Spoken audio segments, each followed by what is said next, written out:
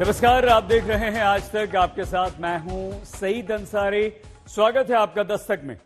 बिहार में जीत एनडीए की हुई और उस एनडीए में नंबर 1 की पार्टी बन गई बीजेपी। उस जीत का जश्न पटना से दिल्ली तक मनाया गया, लेकिन उसी जश्न के दौरान प्रधानमंत्री नरेंद्र मोदी ने कार्यकर्ताओं में बंगाल विजय का जोश भी भर दिया। प्रधानमंत्री नरेंद्र मोदी ने वो रणभेदी भर दी जिसका युद्ध अगले साल बंगाल में लड़ा जाना है।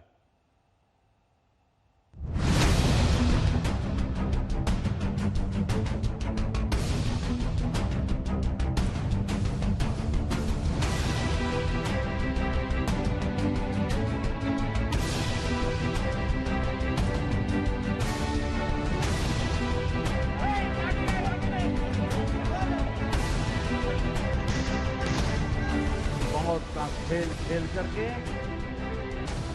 कोई मत नहीं पा सकता है।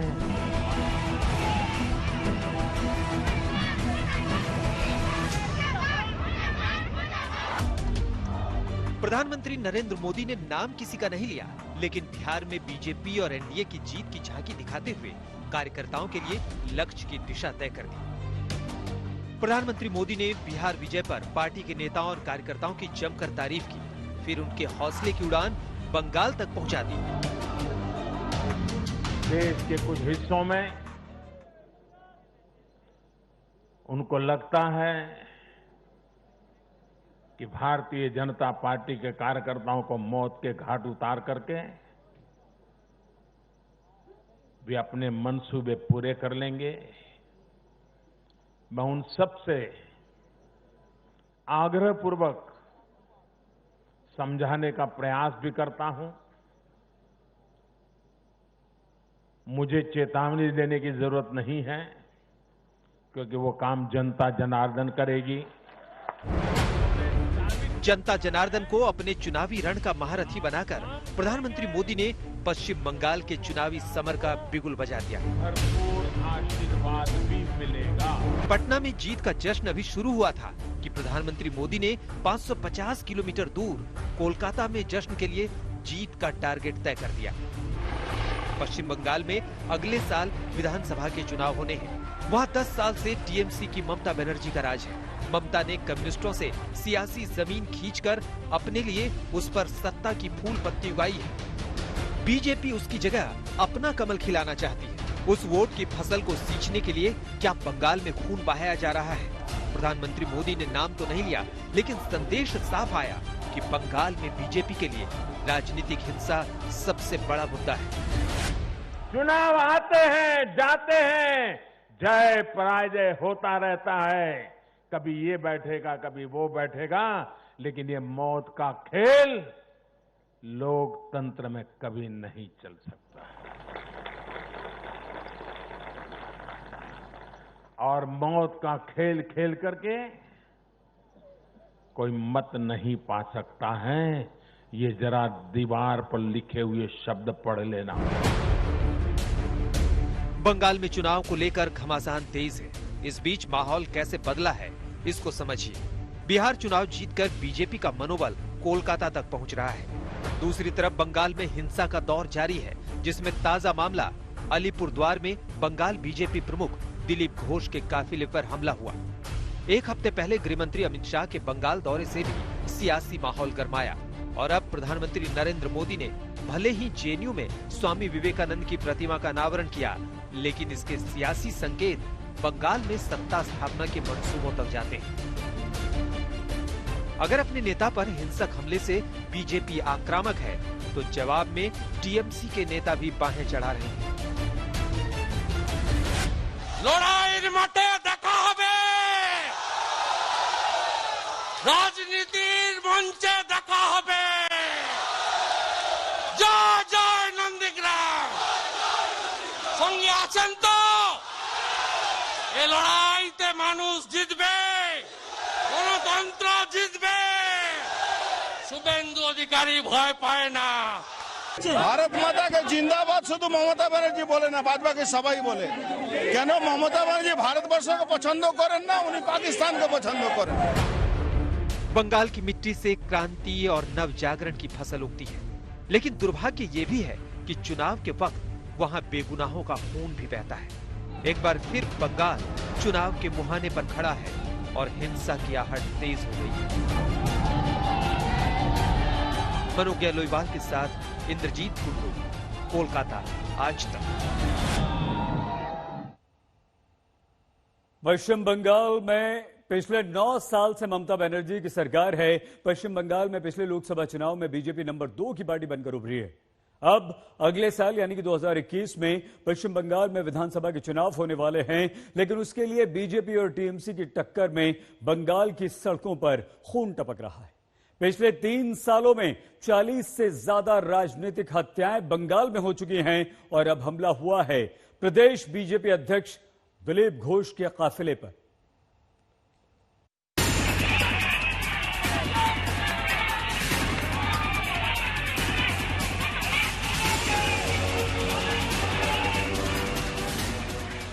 यह हमला पश्चिम बंगाल के अलीपुरद्वार में बंगाल बीजेपी के अध्यक्ष दिलीप घोष के काफिले पर हुआ।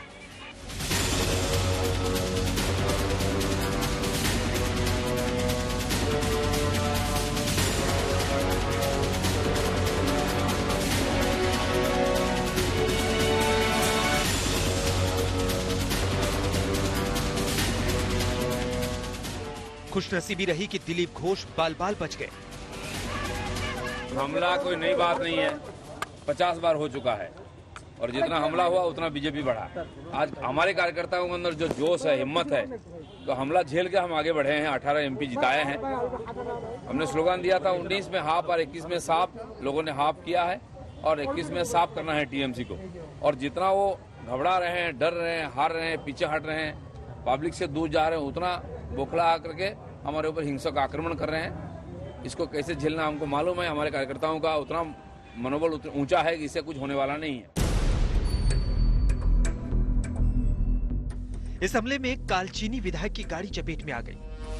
बताया जा रहा है कि कालचीनी से विधायक विल्सन चंपामारी की गाड़ी बुरी तरह हमले में क्षतिग्रस्त हुई है। उन्हें भी चोटें आई हैं। ताबड़तोड़ बरसाए गए पत्थरों के साथ ही भीड़ से काफिले को काले झंडे भी दिखाए गए। बीजेपी नेताओं ने ममता सरकार पर हमले का आरोप लगाया है। हत्या करवाई जा रही है, कस्टोडियल डेथ्स हो रही हैं। ये अपने आप में दर्शाता है कि ममता बनर्जी बहुत सहमी हुई हैं। जो सत्ता से उनका प्यार है वो कहीं ना कहीं डरी हुई है कि सत्ता ना चली जाए। ये जो सांप्रदायिक राजनीति आप कर रही हैं, ये जो तुष्टीकरण की राजनीति कर रही हैं, इसका भारतीय जनता पार्टी और हमारा हर कार्यकर्ता पुरजोर तरीके से विरोध करता रहेगा। बंगाल में राजनीतिक हिंसा का आलम यह है कि बुधवार को जिस वक्त प्रधानमंत्री नरेंद्र मोदी बीजेपी दफ्तर में इशारों में ही बंगाल पर सवाल उठा रहे थे, उस वक्त ही बंगाल में हिंसा की खबरें आई। ऐसे तमाम हिंसक हमलों के बीच जब प्रदेश अध्यक्ष पर ही हमला हो गया तो कोलकाता में भारतीय युवा मोर्चा ने बीजेपी मुख्यालय के बाहर प्रदर्शन किया। प्रदर्शनकारियों की अगुवाई बीजेपी सांसद सौमित्र खान कर रहे थे। अब लोकतंत्र में विरोध का मतलब हिंसा कैसे हो गया है, इसको आप टीएमसी के इस नेता के बयान से ही समझिए। পাগল লোক ছাগল লোক কখন কি বলে জানে না, ভাষা জ্ঞান ঠিক না করলে এই অবস্থাই হবে। পক্ষে দাঁড়িয়েছিলেন, আমরা সম্মান দিয়ে। बंगाल में विधानसभा चुनाव के लिए 1 साल से भी कम वक्त बचा है, लेकिन बंगाल में चुनावी हिंसा की घटनाएं काफी पुरानी है। बीजेपी के बढ़ते प्रभाव के बीच पिछले साल 12 राजनीतिक हत्याएं हुई। 2018 में भी 12 राजनीतिक हत्याएं हुई थी, जबकि साल 2017 और 2016 में एक हत्या हुई। जबकि इस साल जून से अगस्त के बीच ही पश्चिम बंगाल में 14 से ज्यादा राजनीतिक हत्याएं हो चुकी हैं। इनमें बीजेपी और तृणमूल दोनों पार्टियों के कार्यकर्ता हैं। इसमें कुछ आत्महत्या के मामले आए जिन पर टीएमसी सवाल उठा रही है। कहीं भी लोग आत्महत्या करते हैं, वो बोलते हैं हमारा पार्टी का आदमी मर गया। ऐसा तो कोई सबूत नहीं है। हर मौत के बाद, हर मृत्यु के बाद पुलिस छानबीन करता है, पोस्टमार्टम होता है, तो ये तो प्रतिष्ठा नहीं हुआ है। बीजेपी ऐसे ही कोई भी आत्महत्या करता तो उसको बोलता है कि हमारा पार्टी। बीजेपी के आक्रामक तेवर के खिलाफ पश्चिम बंगाल की मुख्यमंत्री ममता बनर्जी भी हुंकार भर रही हैं। একদিন আসবে যারা আজকে এই কাজগুলো করছে প্রত্যেকটা ইঞ্চিতে ইঞ্চিতে বদলা নেব বলে যাচ্ছি, প্রত্যেকটা বদলা নেব, খুনের বদলে খুন দিয়ে নয়। যা দেখিয়েছেন তাই দেখবেন আয়নাতে, মনে রাখবেন ইঞ্চিতে ইঞ্চিতে বদলা নেব। অনেক অপমান বাংলাকে আপনারা করেছেন, আমাকে অনেক অপমান করেছেন, অনেক অসম্মান করেছেন, আমাকে গভর্নমেন্ট চালাতে দেন না। अभी चुनाव की तपिश कुछ दूरी पर है, बावजूद इसके सियासी रगों का खून अगर इस कदर उबाल मार रहा है तो जैसे जैसे चुनाव करीब आएगा पश्चिम बंगाल में हिंसा की घटनाएं बढ़ने की आशंकाएं बढ़ जाएंगी। जिस तरह की भीड़ मैं देख रहा हूं रोड पर, जहां जाते हैं वहां पर, वो एक प्रकार का गुस्सा दिखाती है अभी के शासन के खिलाफ। एक और तो ममता जी के शासन के प्रति आक्रोश है, गुस्सा है, और दूसरी आंख में मोदी जी स्थिति को सुधार सकते, इसकी भरोसा और आशा भी दिखाई पड़ती। वैसे तो पश्चिम बंगाल की विधानसभा में बीजेपी से बड़ी पार्टियां लेफ्ट और कांग्रेस ही हैं, लेकिन बीजेपी ने पिछले लोकसभा चुनाव में जैसा दम दिखाया था उसके बाद विधानसभा चुनाव के लिए वो और ताल ठोक रही है। मनोज्ञा लोईवाल के साथ इंद्रजीत कुंडू, कोलकाता, आज तक। बीजेपी ने उत्तर पूर्व के तमाम राज्यों में अपनी सरकार बना ली है। बीजेपी इधर बिहार में नीतीश कुमार के साथ सरकार बनाने जा रही है, तो बीच में बचा बंगाल, जहां अपना झंडा फहराने की बीजेपी की तमन्ना है, लेकिन वहां आज भी ममता बनर्जी का व्यापक असर है। ऐसे में दोनों पार्टियों की जंग काफी तीखी हो जाती है।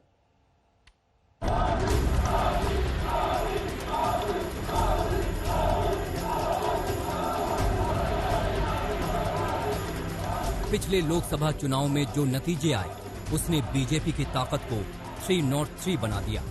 पूरी 303 सीट। इसमें अहम भूमिका पश्चिम बंगाल ने भी निभाई, जहां बीजेपी ने 18 सीटें जीत ली थी। जो खुलेआम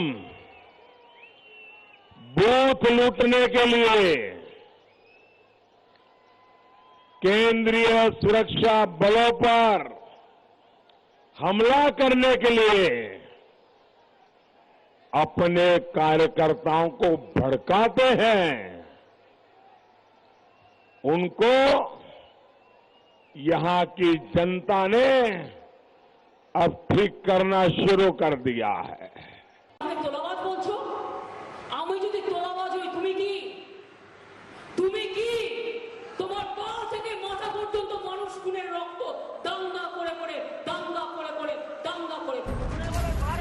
लोकसभा चुनाव में जीत ने बीजेपी के हौसले को बुलंदी दी।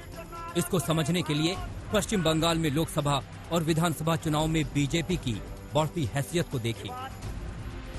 पश्चिम बंगाल के 2001 के लोकसभा चुनाव में बीजेपी को एक भी सीट नहीं मिली थी और वोट मिले थे 5.19%। 2006 के चुनाव में भी खाता नहीं खुला और वोट मिले 1.93%। 2011 में भी खाता नहीं खुला, लेकिन वोट बढ़कर 4.06% हो गए। लेकिन 2016 में बीजेपी का पहली बार खाता खुला, 3 सीटें मिली और वोट भी दहाई का आंकड़ा पार कर गया, 10.16%। इसी साए में लोकसभा चुनाव के नतीजों को भी देखिए। 2004 के लोकसभा चुनाव में बीजेपी का बंगाल में खाता नहीं खुला, लेकिन वोट मिले 8.06%। 2009 के लोकसभा चुनाव में बीजेपी का खाता तो खुला जब 1 सीट मिली, लेकिन वोट गिरकर 6.14% हो गए। 2014 में सीट मिली 2 और वोट मिले 17.02%, जबकि 2019 के चुनाव में बीजेपी को 18 सीटें मिल गईं और वोट मिल गए 40.64%। पिछले लोकसभा चुनाव में बीजेपी को मिली इसी जीत ने बीजेपी में उम्मीदों की नई जान फूंक दी है। इसीलिए वो इस विधानसभा चुनाव में 2/3 जीत का दावा कर रही है। विजय सुनिश्चित है। 2/3 बहुमत के साथ भारतीय जनता पार्टी यहाँ सरकार बनाने जा रही है। ममता दीदी इसको रोक नहीं सकती। जिस तरह की भीड़ मैं देख रहा हूँ रोड पर, जहां जाते हैं वहां पर, वो एक प्रकार का गुस्सा दिखाती है अभी के शासन के खिलाफ। एक और तो ममता जी के शासन के प्रति आक्रोश है, गुस्सा है, और दूसरी आंख में मोदी जी स्थिति को सुधार सकते, इसकी भरोसा और आशा भी दिखाई पड़ती। हालांकि पश्चिम बंगाल में ममता के गढ़ में सेंध लगाना आसान नहीं है। इस बात को बीजेपी भी अच्छे से जानती है। इस साल ही देखें तो प्रधानमंत्री मोदी 11 जनवरी को 2 दिन के दौरे पर बंगाल गए थे। उसके बाद 22 मई को अम्फान चक्रवर्ती तूफान आने के बाद हालात का जायजा लेने के लिए पहुंचे थे, जब मुख्यमंत्री ममता बनर्जी उनके साथ थी। वैसे ही गृह मंत्री अमित शाह ने 1 मार्च को बंगाल का दौरा किया था। इसके बाद 4 नवंबर को 2 दिन के दौरे पर बंगाल पहुंचे थे। बीजेपी अध्यक्ष जेपी नड्डा ने 19 अक्टूबर को पश्चिम बंगाल का दौरा किया था। अब बिहार विजय के बाद बीजेपी ने बंगाल के लिए एड़ी चोटी का जोर लगा दिया है, तो जवाब टीएमसी भी दे रही है। अमित शाह का गलत हिसाब है, ये उनको होम मिनिस्टर होके नहीं देना चाहिए।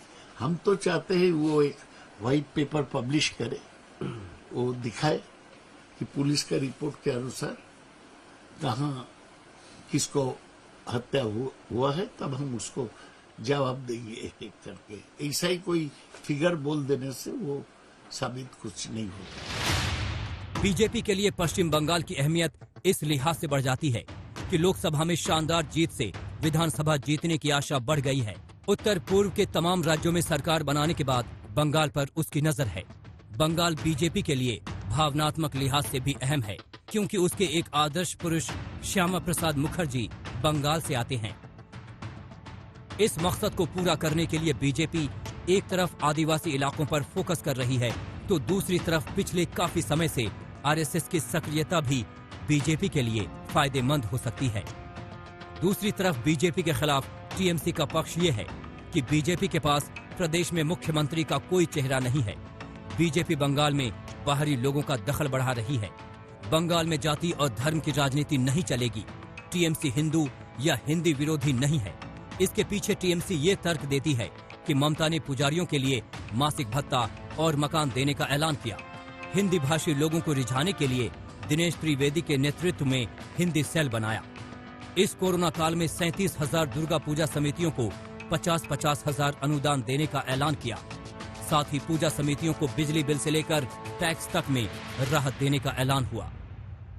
बंगाल के लोग भी देख रहे हैं, इस प्रकार राजनीतिक हिंसा को बंद करने के लिए बंगाल में परिवर्तन चाहिए। सर, गवर्नर भी बहुत सब चिंतित है इस विषय को लेकर। रूल ऑफ लॉ का बात कहा गया है आज गवर्नर नहीं, पूरा देश में से सारा राष्ट्रीय चैनल्स में सब जगह में चर्चा हो रही इसकी कि एक प्रदेश के अध्यक्ष है और एमपी है, उसका भी कोई सुरक्षा नहीं है। सारे हम रास्ता में कोई ईटा पत्थर मार के गाड़ी तोड़ देगा। सियासी पासा फेंका जा चुका है। अब देखते रहिए कि बंगाल के चुनाव की बिसात पर कौन शह पाता है और कौन मात। कोलकाता में मनुज जालोईवाल के साथ आज तक ब्यूरो। पश्चिम बंगाल की मुख्यमंत्री ममता बनर्जी का एक राजनीतिक मुकाबला बीजेपी से है, तो दूसरा मुकाबला राज्यपाल जगदीप धनखड़ से। ममता की पार्टी राज्यपाल को केंद्र का प्रवक्ता बताती है, तो राज्यपाल जगदीप धनखड़ ने तो यहां तक आरोप लगा दिया है कि पश्चिम बंगाल में लोकतंत्र पर ही खतरा है।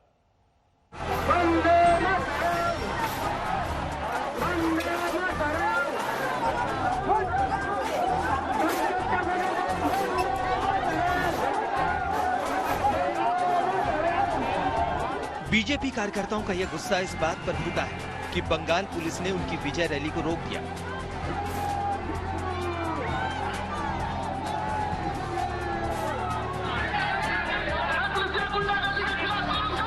ये लोग बिहार में बीजेपी की जीत का जश्न मना रहे थे, जिसे पुलिस ने रोका। लेकिन इससे आगे पश्चिम बंगाल की सरकार पर राज्यपाल जगदीप धनखड़ उखड़े हुए हैं। Rule of law is nose diving. I cannot be a silent spectator. आपका हाथ में 356 है, क्यों नहीं हो रहा है sir? 356. Have my assurance. Election will be peaceful. Election will be according to law. पिछले साल जब धनखड़ को पश्चिम बंगाल का राज्यपाल बनाया गया, तभी से राज्यपाल से मुख्यमंत्री ममता बनर्जी की ठनी रही।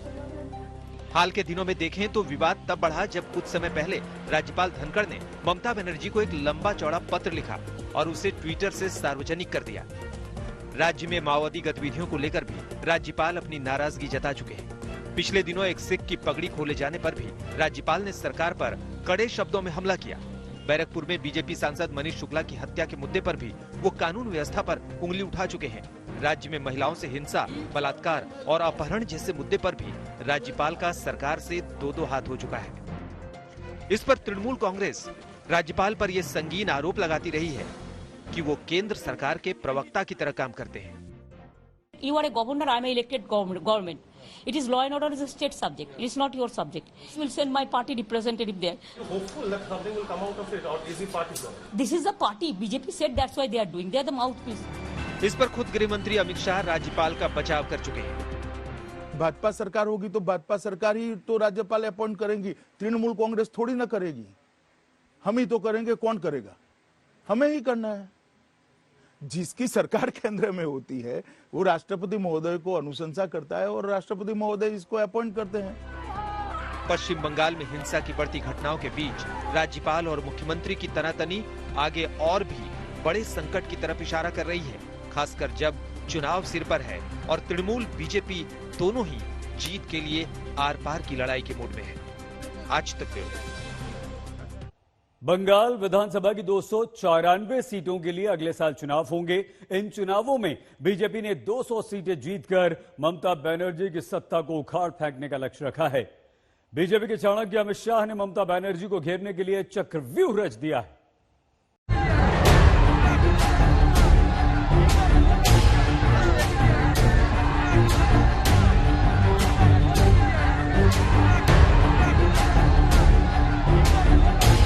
बंगाल की महान भूमि आध्यात्मिक चेतना को जगाने वाले लोगों की भूमि रही है।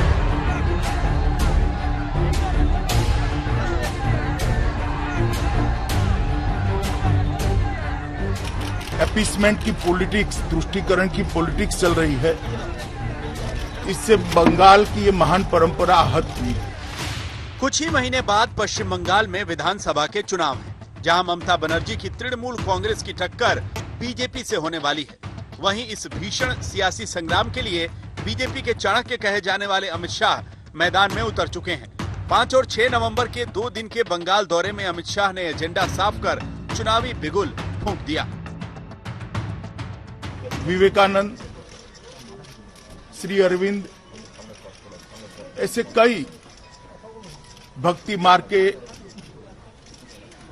प्रशस्त करने वाले, आध्यात्मिक चेतना को जगाने वाले लोगों की भूमि रही है।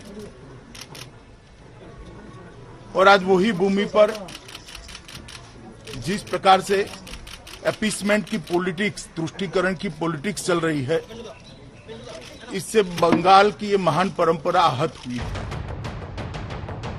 एक तरफ बीजेपी के शाह ने ममता बनर्जी पर तुष्टीकरण की स्ट्राइक की, तो दूसरी तरफ दक्षिणेश्वर मंदिर में काली मां के दर्शन कर बंगाल के लोगों से बंगाल का गौरव लौटाने की अपील कर डाली। मैं आज यहां से बंगाल की महान जनता को आह्वान करना चाहता हूं कि आध्यात्मिक और धार्मिक चेतना का केंद्र बंगाल जो पूरे देश का बना, पूरे देश का रहा, वो गौरव फिर से एक बार बंगाल प्राप्त करे। इसलिए आप सब एकमुश्त होकर, जागरूक होकर अपने अपने दायित्व का निर्वहन करिए। अमित शाह का राजनीतिक संदेश बिल्कुल साफ है। इसी संदेश के साथ अमित शाह ने बीजेपी कार्यकर्ताओं के साथ बैठक में मिशन बंगाल का टारगेट फिक्स कर दिया। बीजेपी 2021 में विधानसभा की 294 सीटों में से 200 सीटों को जीतने का लक्ष्य बना रही है। विजय सुनिश्चित है। 2/3 बहुमत के साथ भारतीय जनता पार्टी यहाँ सरकार बनाने जा रही है। ममता दीदी इसको रोक नहीं सकते। अमित शाह के दावे को ममता बनर्जी भी इस बार गंभीरता से ले रही है। वजह यह है कि अमित शाह ने पिछली बार टारगेट फिक्स किया था और बीजेपी ने लगभग वैसी ही कामयाबी हासिल की थी। 2019 के लोकसभा चुनाव में अमित शाह ने बंगाल की 42 में से 22 सीटें जीतने का लक्ष्य रखा था। नतीजे आए तो बीजेपी ने 18 सीटों पर जीत हासिल की, जबकि टीएमसी को 22 और कांग्रेस को 2 सीटें मिली थी। पिछली बार भी अमित शाह ने बंगाल में धुआंधार प्रचार किया था। इस बार भी बंगाल पर उनका फोकस कुछ ऐसा है कि वो एक बार भी बिहार नहीं गए। जिस वक्त बिहार के आखिरी दौर का मतदान होने वाला था, उस वक्त अमित शाह बंगाल के दौरे पर थे। 5 और 6 नवंबर के 2 दिन के दौरे पर जहां मां काली से जीत का आशीर्वाद लिया, वहीं बिरसा मुंडा को नमन कर आदिवासियों को जोड़ने की कोशिश की। मतुआ समुदाय के घरों में भोजन कर मिशन बंगाल को आगे बढ़ाया। बंगाल में मतुआ समुदाय 1947 में विभाजन के बाद हिंदू शरणार्थी के तौर पर बांग्लादेश से यहाँ आया था। इनकी आबादी 72 लाख है और इनका वोट किसी भी दल के लिए बेहद अहम है। 2019 में बीजेपी का समर्थन करने वाले मतुआ समुदाय ने नागरिकता देने की मांग की है। मोदी ने 2019 में नागरिकता संशोधन कानून पास किया था। बांग्लादेश से भारत आए हिंदू शरणार्थियों से वादा किया था कि उन्हें नागरिकता दी जाएगी। वहीं जनवरी 2020 में बीजेपी ने बांग्ला भाषा में एक बुकलेट जारी किया था, जिसमें हिंदू, सिख और गैर मुसलमान शरणार्थियों को सीएए के तहत सुरक्षा देने का भरोसा दिया गया था। पश्चिम बंगाल के आगामी विधानसभा चुनाव में नागरिकता कानून और एनआरसी बड़ा मुद्दा बनने वाले हैं। इस कानून के तहत पड़ोसी देशों से आने वाले हिंदू, सिख, बौद्ध, जैन समुदायों के शरणार्थियों को भारत में नागरिकता मिलेगी। संसद में विपक्ष ने इसका विरोध किया तो अमित शाह ने उनकी दोहरी नीति पर सवाल खड़ा किया था। क्योंकि आप मानते हैं कि माइनॉरिटी को विशेष व्यवस्था मिलनी चाहिए। मैं कई बार आपके मुंह से सुना है कि माइनॉरिटी को विशेष व्यवस्था मिलनी चाहिए, तो बांग्लादेश की माइनॉरिटी को विशेष व्यवस्था नहीं मिलनी चाहिए, पाकिस्तान की माइनॉरिटी को विशेष व्यवस्था नहीं मिलनी चाहिए, अफगानिस्तान की माइनॉरिटी को विशेष व्यवस्था नहीं मिलनी चाहिए। कौन भेदभाव कर रहा है मान्यवर? दूसरी तरफ ममता बनर्जी कह चुकी हैं कि जब तक मैं जिंदा हूं, बंगाल में नागरिकता कानून लागू नहीं होगा। बंगाल में बीजेपी इसे ही एक खास समुदाय का तुष्टीकरण बता रही है। बीजेपी के चाणक्य ने एक ऐसा दांव खेल दिया है जिसका विरोध करना ममता बनर्जी के लिए चुनाव में भारी पड़ सकता है। कोलकाता से मनोज्ञा लोईवाल के साथ आज तक ब्यूरो। 2 दिन पहले आए बिहार चुनावों के परिणाम में असदुद्दीन ओवैसी ने एक बड़ा उलटफेर कर दिया। 5 सीटें जीतकर ओवैसी ने तेजस्वी यादव के सपने को चूर चूर कर दिया। तो क्या बंगाल में ओवैसी ममता बनर्जी के लिए भी बुरा सपना बनने वाले हैं? जब से ओवैसी ने बंगाल चुनाव में उतरने का ऐलान किया है, कांग्रेस और तृणमूल कांग्रेस दोनों की नींद उड़ गई।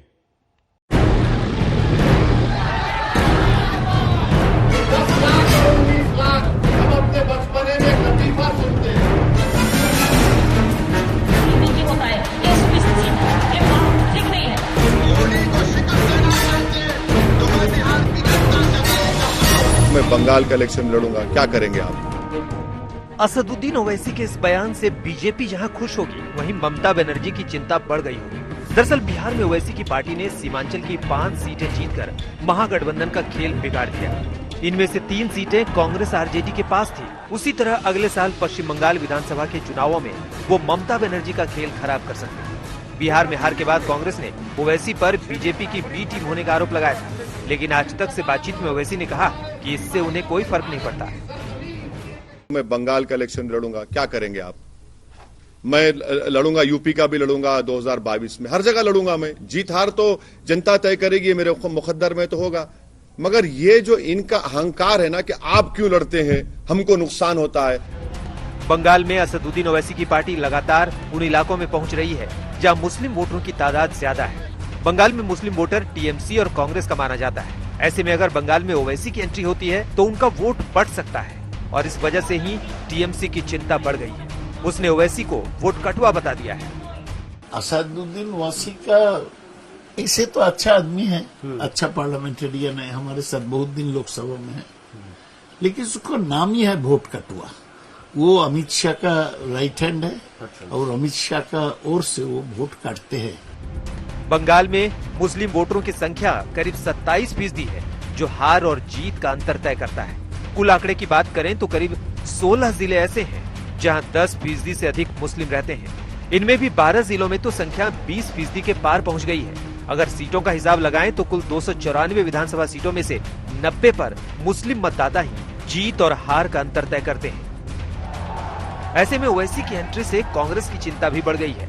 कांग्रेस नेता अधीर रंजन चौधरी का कहना है कि ओवैसी ने बिहार के मुसलमानों के साथ धोखा किया।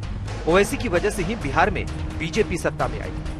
बिहार निर्वाचने यदि मीम चुप करे থাকতো তাহলে আজ বিজেপি পার্টি বিহারে ক্ষমতায় আসতো না। বিহারে যদি বিজেপি পার্টি ক্ষমতায় না আসতো তাহলে ধর্মনিরপেক্ষ শক্তির আরো সুবিধা হতো, আরো শক্তি বাড়তো। अधीर रंजन चौधरी बंगाल के मुर्शिदाबाद से चुनकर आते हैं, जहां मुस्लिम वोटरों की संख्या काफी अधिक है। जानकारों की माने तो ओवैसी के आने से टीएमसी कांग्रेस को मिलने वाला मुस्लिम वोट बिखर जाएगा और वो 3 हिस्सों में बढ़ जाएगा। अगर वाकई ऐसा हुआ और असदुद्दीन ओवैसी बंगाल में भी मुस्लिम वोट बैंक में सेंध लगाने में सफल हुए तो सीधा फायदा भारतीय जनता पार्टी को ही होगा। इस आशंका से ही टीएमसी और कांग्रेस ने ओवैसी को बीजेपी का दाहिना हाथ और वोट कटवा कहना शुरू कर दिया है। इंद्रजीत कुंडू, कोलकाता, आज तक। बीजेपी और टीएमसी के बीच कड़ी टक्कर है। वहीं ओवैसी की एंट्री से बंगाल की लड़ाई और भी जबरदस्त हो सकती है। ऐसे में बंगाल को चुनावी हिंसा का डर सताने लगा है। लेफ्ट को उखाड़ फेंकने वाली ममता बनर्जी पर लेफ्ट की तर्ज पर चुनावी हिंसा फैलाने के आरोप लग रहे हैं।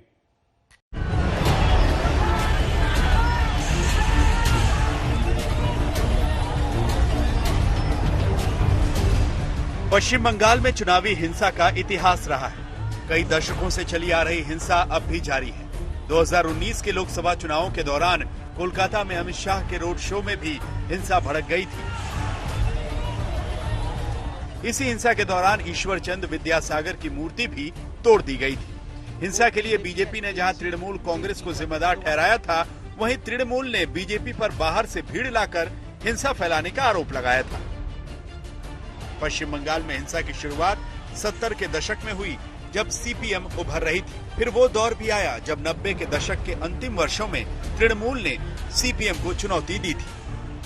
बदला नहीं बदल चाहिए, यानी बदला नहीं परिवर्तन चाहिए का नारा देकर ममता बनर्जी 2011 में राज्य की सत्ता में आई थी। समय बीतने के साथ ममता बनर्जी ने सीपीएम के उन नेताओं और कैडर को अपने साथ जोड़ लिया जो लेफ्ट के जमाने में चुनावी मशीनरी को कंट्रोल करते थे। नतीजा ये हुआ कि ममता बनर्जी पर उन्हीं हथकंडों का इस्तेमाल करने का आरोप लगा जिनके खिलाफ वो लेफ्ट से लड़ती रहीं। 2019 के लोकसभा चुनाव में जहां देश भर से चुनावी हिंसा की छिटपुट खबरें आईं, वहीं बंगाल में हिंसा की खबरें सुर्खियों में रहीं। जंगीपुर, मुर्शिदाबाद और मालदा में जमकर बमबाजी, गोलीबारी हुई थी। वोटरों को डराने के लिए अपराधियों ने हवा में गोलियां चलाई और बम फेंके। ये ममता बनर्जी के बंगाल में हो रहा था, जो बंगाल में 7 चरणों के लोकसभा चुनाव कराने का विरोध कर रही थी। एक बार फिर बंगाल चुनाव की दहलीज पर खड़ा है। बीजेपी और टीएमसी के बीच टकराव बढ़ता जा रहा है। ऐसे में 2021 के विधानसभा चुनाव में भी बंगाल में खूनी खेल की आशंका है। आज तक ब्यूरो। दस्तक में आज के लिए बस इतना ही। अपना बहुत ख्याल रखिएगा। देखते रहिए आज तक।